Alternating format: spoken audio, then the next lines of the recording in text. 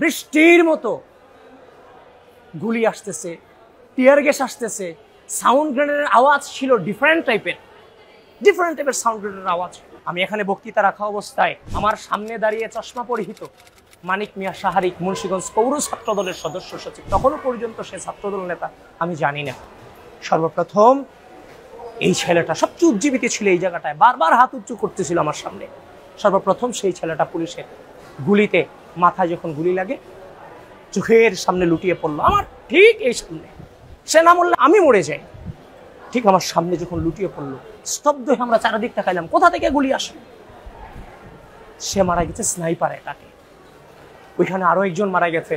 আপনারা জানেন, বাবা মার উদ্দেশ্যে চিঠি লিখে আসছিল, যদি আর না ফিরি, কষ্ট না পেয়ে গর্বিত হই, জীবনের প্রতিটি ভুলের জন্য ক্ষমা চায়। আমাদের এই ছোট্ট আনাস নবম শ্রেণীর বাচ্চা কিভাবে বুঝতে পারলো সে যে আর ফিরবে না? এত সুন্দর চিঠি, হৃদয় বিদারক চিঠি কিভাবে বাবা মার উদ্দেশ্যে লিখে দিয়ে আসবে? সেও ওইখানে মৃত্যুবরণ করে।